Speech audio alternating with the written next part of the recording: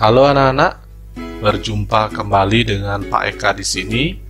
Hari ini kita akan melanjutkan materi sebelumnya, yaitu mengenai relasi dan fungsi. Pada pertemuan sebelumnya sudah dijelaskan mengenai contoh fungsi dan contoh bukan fungsi.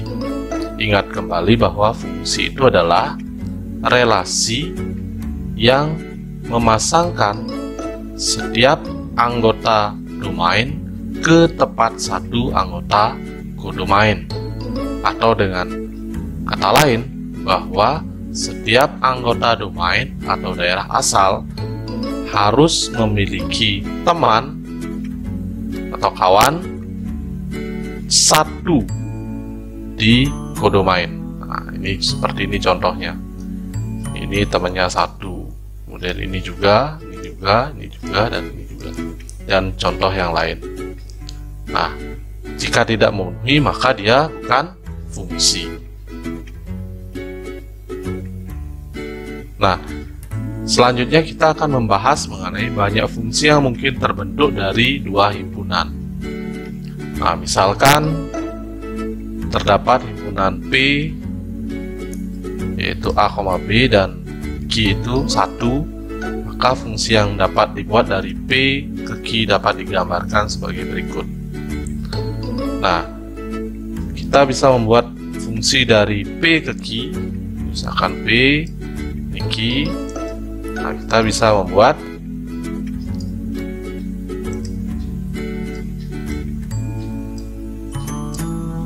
jadi kita hanya bisa membuat satu fungsi. Kemudian masalah berikutnya adalah, nah sekarang jika ada himpunan P, anggotanya 2, domainnya 2, kemudian Q, kodomainnya 2, maka kita bisa membuat fungsi, tentunya lebih dari satu ya. Kita coba. Jadi yang pertama,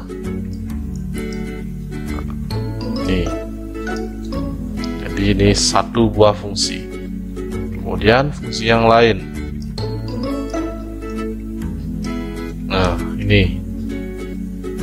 Kemudian yang ketiga, dan kemungkinan yang keempat adalah ya, sehingga kita bisa membuat 4 buah fungsi yang berbeda. Selanjutnya, nah jika anggota domainnya 3, kemudian kodomainnya 2, kita cek satu persatu ya. Ini misalkan kita arahkan ke 1 semua. Nah, ini kita dapat satu fungsi. Kemudian misalkan kita arahkan ke 1 titik juga, ke 2. Nah, kita mendapatkan 2 fungsi.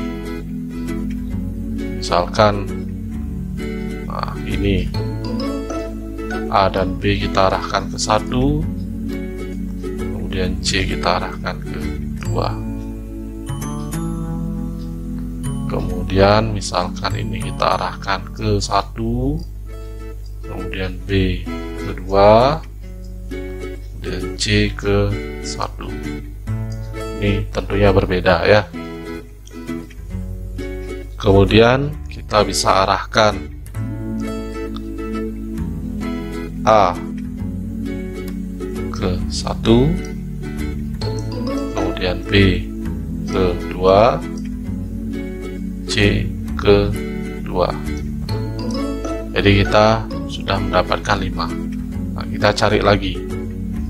Nah, misalkan yang A ke 2, kemudian B ke 1, C ke 1. Kita sudah dapat 6 ya. Kemudian misalkan A ke 2, kemudian B ke 1, C ke 2. Nah, Ini tentunya berbeda lagi. Kemudian kita bisa buat misalkan A ke 2, kemudian B ke 2, dan C ke 1. Nah, ternyata tidak ada lagi bentuk lain yang merupakan fungsi. Jadi kita sudah menemukan 8 bentuk. Nah, sehingga banyak fungsi yang dapat dibentuk adalah 8. Nah, sekarang kita buat kesimpulannya. Nah, jika anggota domain 2 dan anggota kodomain 1 banyak himpunan yang dapat dibuat adalah 1. Kemudian anggota domain 2, anggota kodomain 2 banyak himpunan yang dapat dibuat adalah 4. Kemudian jika anggota domain 3, kemudian anggota kodomain 2 banyak himpunan yang dapat dibuat adalah 8. Dan jika anggota domain M dan anggota kodomain N, maka banyak himpunan yang dibuat adalah, nah, kita bisa lihat dari sini bentuknya. Nah, ternyata 1 ini bisa dibentuk dari 1 pangkat 2. Kemudian ini 2 pangkat 2. Kemudian 8 adalah 2 pangkat 3. Nah, ternyata banyak himpunan yang bisa dibentuk adalah banyak anggota himpunan kodomain dipangkatkan banyak anggota himpunan domain. Nah, sehingga untuk kasus ini bisa kita perumum menjadi N pangkat M. Jadi banyak himpunan yang dapat dibuat adalah N pangkat M jika anggota domainnya adalah M dan anggota kodomainnya adalah N. Nah, misalkan diketahui P adalah himpunan X, sedemikian X kurang dari 7, di mana X elemen prima, dan Q adalah himpunan huruf vokal dalam abjad. Nah, kita cacah dulu ya. P itu terdiri dari 2, 3, 5 karena bilangan prima. Kemudian Q himpunan vokal dalam abjad itu A, I, U, E, O. Nah, banyaknya anggota domain atau NP itu adalah 3. Kemudian banyaknya anggota kodomain itu adalah 5. Sehingga banyak himpunan yang dapat dibuat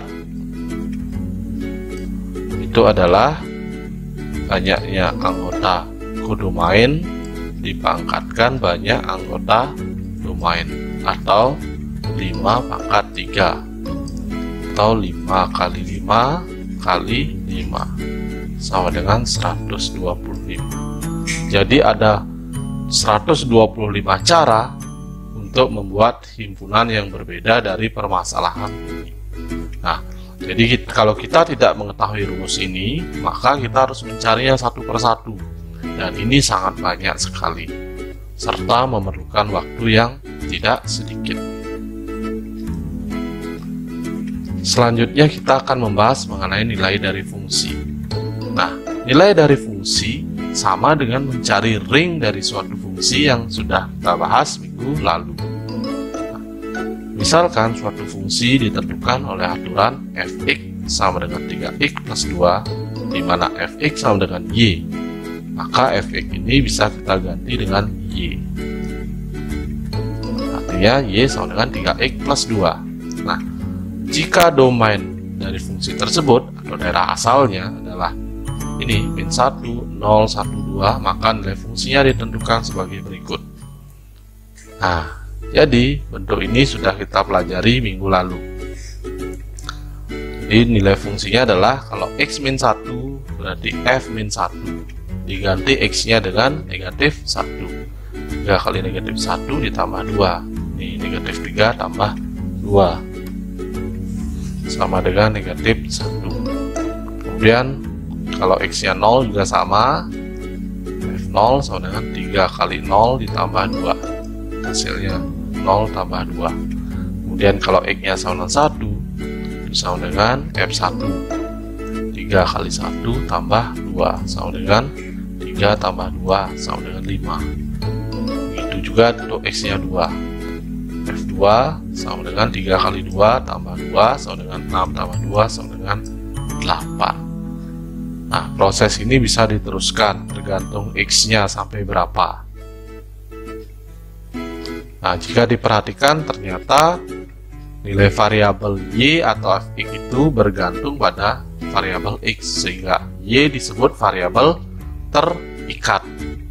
Jadi ingat, Y itulah variabel terikat dan X disebut variabel bebas.